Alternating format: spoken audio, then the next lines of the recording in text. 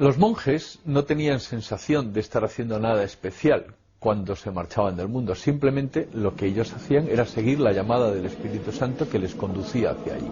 Igual que a otros les conducía a buscar la santidad en medio del mundo. Cuentan que San Panucio, en el siglo IV, haciendo oración, un día le preguntó al Señor: ¿qué grado de santidad he alcanzado?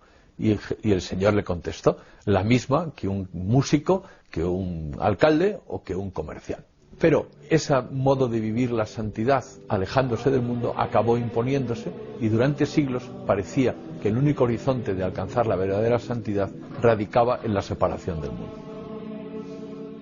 En estas tierras de Capadocia, en plena primavera del monacato, nació en 330 una de las figuras más eximias de la Iglesia, San Basilio el Grande. Eficaz organizador del monacato, recorrió Egipto, Siria y Mesopotamia. Allí vivió primero como anacoreta y después como monje. En el 370 fue nombrado obispo. Escribió las reglas morales o asceticón, en las que añadió a la oración y al trabajo el estudio. Fue adoptada en todo el Oriente y sustituyó en muchos monasterios a la regla de San Pacomio. Como organizador, Basilio creó comunidades más reducidas, incorporadas a la iglesia local. Para él la obediencia era vital. Sujetar el espíritu era más importante incluso que refrenar los impulsos de la carne. Las reglas que guiaban a los monjes eran una selección de textos del Antiguo y del Nuevo Testamento, como si la Biblia fuera la verdadera regla del monje. El problema era el analfabetismo. Los aspirantes debían pues aprender a leer y después a meditar la Sagrada Escritura. También debían conocer las tradiciones de sus predecesores y las reglas. En el silencio del monasterio, la regla ayuda a alcanzar la santidad mediante el combate espiritual. Aquí se puede estar continuamente en conversación con Dios. Pero esa conversación requiere un corazón limpio y requiere purificarse de los pecados capitales. Por eso los medios fundamentales son la oración, el trabajo y el ayuno. Y por otra parte, ese esfuerzo continuado es constantemente atacado por el demonio. Por tanto, habrá que recurrir una y otra vez a la humildad y a la gracia de Dios. ¿Cuáles son los frutos de estos esfuerzos?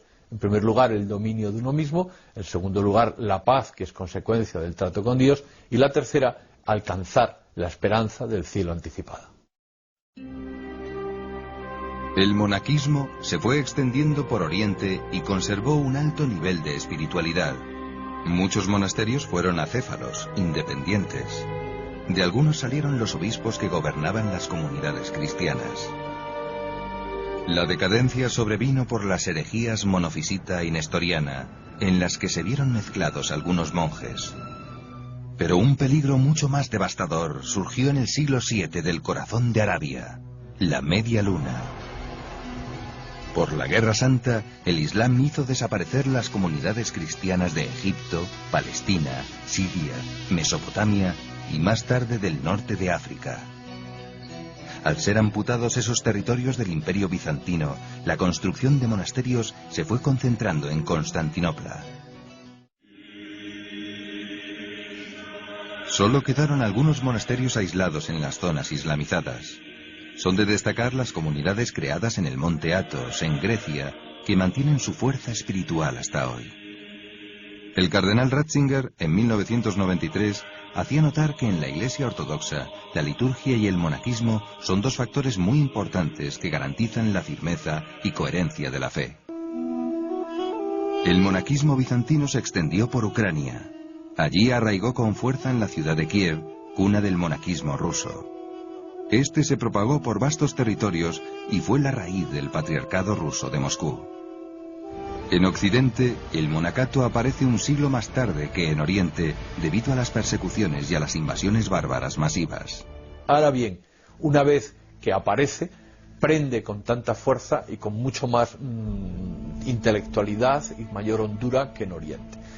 En ese sentido ayudó mucho la figura de San Atanasio, el obispo de Alejandría, que como es sabido fue sucesivamente expulsado de su sede y trajo a Occidente el monacato y otras muchas costumbres orientales. El espíritu del monacato oriental arraigó sobre todo en Italia, España y norte de África, que eran las tres grandes comunidades cristianas de Occidente. ¿Quién fundó el primer cenobio en Occidente? Los especialistas disputan. Las grandes historias de la espiritualidad, cuando hablan del cenobio, dicen: el primero que en Occidente creó un cenobio clerical fue Agustín. Y yo digo, no, 25 años antes fue Eusebio de Vercelli, el primer obispo de la Italia del Norte. San Eusebio de Vercelli realizó diversas fundaciones en Roma. Insistía en el estudio y en la necesidad de llevar una vida santa para comprender la Sagrada Escritura. En Occidente, el monacato gozó del apoyo de dos grandes padres de la Iglesia, Jerónimo y Agustín. San Jerónimo conoció a los anacoretas en Egipto y redactó reglas en latín. Amaba mucho la liturgia y quería que Dios encuentre siempre al monje ocupado en su alabanza. San Agustín es autor de muchas reglas y ejemplos para la vida monacal. Su aportación teológica al monacato es muy valiosa. Fue tenaz luchador contra la herejía pelagiana. Para no caer en ella, inculcó a los monjes la necesidad de la gracia, pues las solas fuerzas humanas no bastan para ser santos. En las Galias, el monaquismo florece con San Martín de Tours. Primero monje y luego obispo, fue uno de los santos más populares. Una vastísima iconografía le representa cortando parte de su capa para darla a un pobre, como vemos en este lienzo del Greco. Inspiró a muchas familias religiosas dedicadas a la asistencia a los pobres y los enfermos. En Occidente, la figura capital es San Martín, antes de Benito de Nurcia.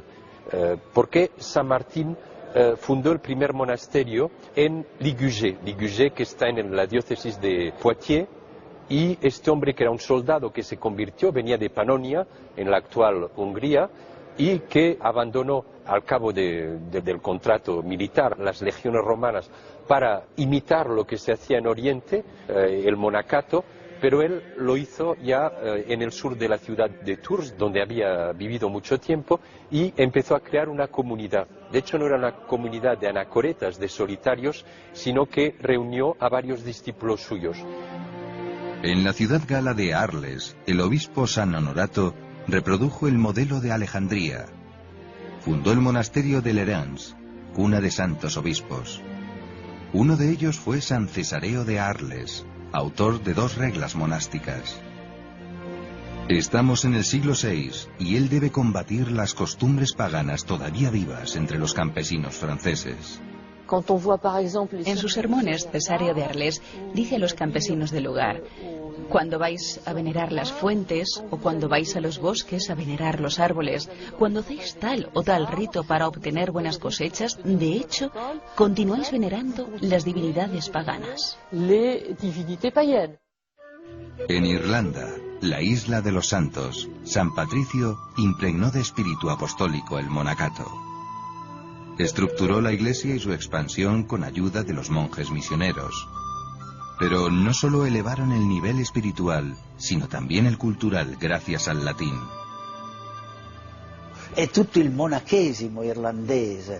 Todo el monacato irlandés trae un gran filón de vida a la parte continental de Europa, con los monasterios fundados por los monjes irlandeses. Los monjes de Inglaterra fueron un faro de fe y cultura latina que iluminó Europa desde el siglo VII. El benedictino San Bonifacio fundó más monasterios y obispados que ninguno antes o después de él. Es el apóstol de Germania. Y su contemporáneo Beda el Venerable es el primer teólogo científico de la Edad Media.